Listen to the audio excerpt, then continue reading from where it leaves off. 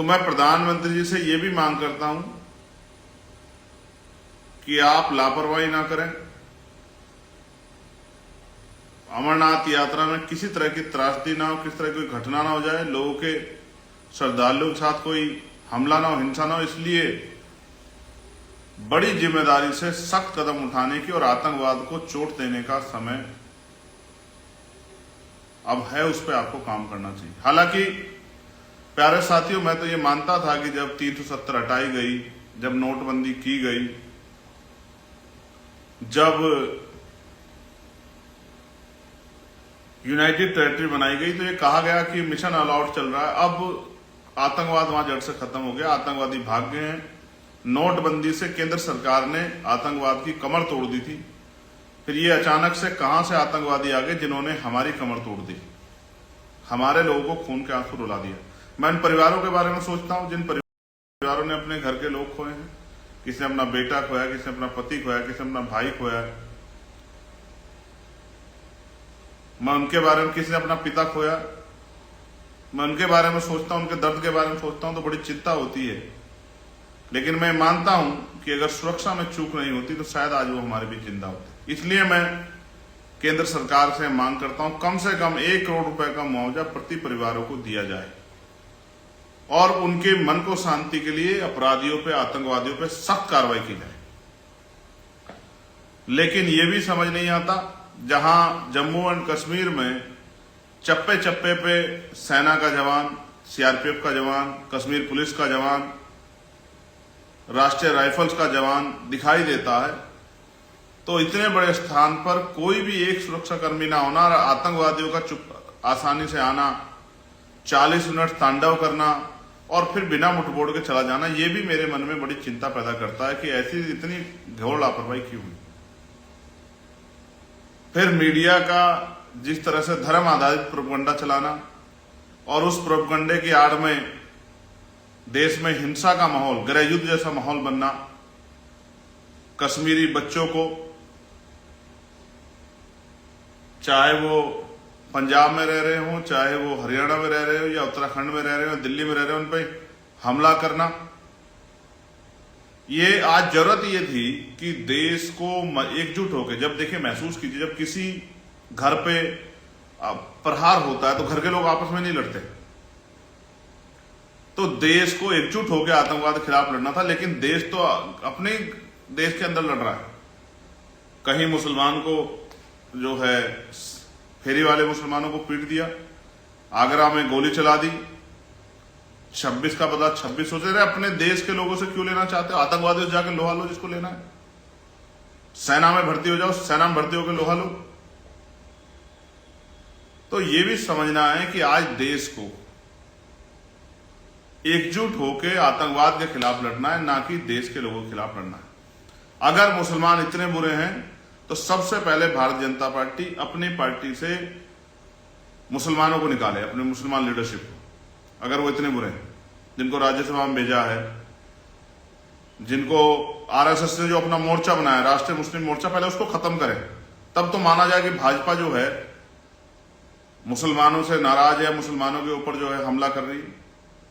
लेकिन अपनी पार्टी में मुसलमानों को रखकर अभी कुछ दिन पहले वक्फ के नाम पर मुसलमानों के हितैषी बनने के लिए कानून लाकर, कि हम कानून ला रहे हैं उनके हितैषी होने का, और अब प्रायोजित हिंसा कराकर जो है देश का माहौल और चुनावी एजेंडा सेट करने का जो काम किया जा रहा है, इससे भी हमारे लोगों को समझदार होना चाहिए। एक तरफ अभी 1 महीने पहले वक्फ पे रात को 2:30 बजे तक पार्लियामेंट चलाकर 3 बजे तक इतिहास रचने काम कर रही थी सरकार, कहते मुसलमानों के हितैषी हैं, और अब उन्हीं की पार्टी के लोग एजेंडा चला के मुसलमानों के खिलाफ उनको पीटने का, कश्मीरी बच्चों को पीटने का काम कर रहे हैं, या मुसलमानों को पाकिस्तान से जोड़। हमारे देश के मुसलमानों का पाकिस्तान से क्या मतलब है?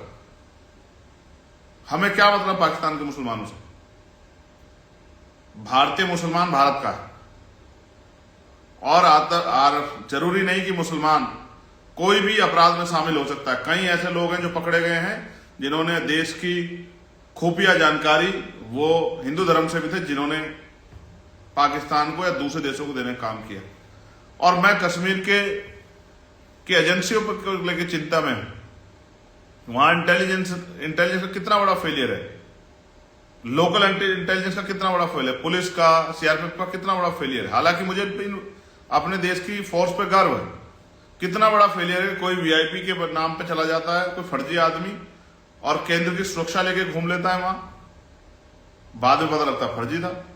अभी कितने आसानी से हथियार आ जाते हैं, हर जगह चेक पोस्ट है, नाके हैं, सब कुछ होते हुए भी इस तरह के वेपन लेके लोग आ जाते हैं। बड़ी चिंता का सबब है, मन में बड़ी पीड़ा, कितने लोगों की जान चली गई और हम हाथ पे हाथ धर के बैठे रहे, और वो आए मारकर चले गए। कितना हीरोपन हुआ, कोई मुठभेड़ नहीं हुई, सिंगल गोली नहीं चली। मैं ये चाहता हूं, मेरे मन में इच्छा है कि इन अपराधियों को, आतंकवादियों को पकड़ा जाए और इनको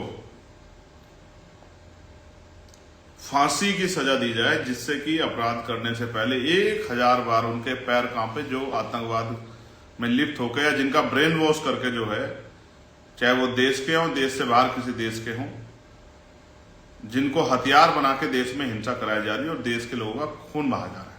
मुझे ये भी पता लगा मीडिया के द्वारा, पीड़ितों को सुनने के बाद, कि साहब उन्होंने धर्म देख के मारा। ये कौन सा मजहब है जो धर्म देख के मारने को सही सिखाता है? ये मुझे भी जानकारी मिली कि 1.5 घंटे तक ना कोई एम्बुलेंस पहुंची, ना कोई सुरक्षा का जवान पहुंचा। ये बड़ी चिंता का सबब है। जहां घाटी में एक गोली की आवाज मीलों दूर तक जाती, वहां इतनी फायरिंग हुई, इतने लोगों की जान चली गई, तांडव हुआ सबका। मैंने सुना कि अगर कोई आ जाता, 1.5 घंटे लोग तड़पते रहे, मेडिकल फैसिलिटी मिल जाती, लोगों की जान बच जाती। ये बड़ा चिंता का सबब है। और ऐसा नहीं है कि आतंक पहले कठुआ में, व्यक्ति कोई भी हो, तुम्हें उसके विचारों से मतलब होना चाहिए, वह किस विचारधारा का आदमी है। अगर आपके विचार और आपकी विचारधारा उससे मिलती है और वह सच में अगर तुम्हें और तुम्हारे समाज के साथ कार्य करना चाहता है, तो ये मान के चलिए कि वह तुम्हारा हितैषी है। अगर वह तुम्हारे विचार ही मानता है या तुम्हारी खाली सिर्फ और सिर्फ विचारधारा ही फॉलो कर रहा है और उसके मन में कुछ और है, तो ये आप मान के चलिए कि आपका बेड़ा गर्क करके रख देगा। और ऐसे लोग समाज में बहुत हैं, जिनके बहकावे में आकर लोग फंस गए हैं और वह अपना असली मिशन भूल चुके हैं। पावर और पैसा ही सब कुछ उनके लिए हो चुका है।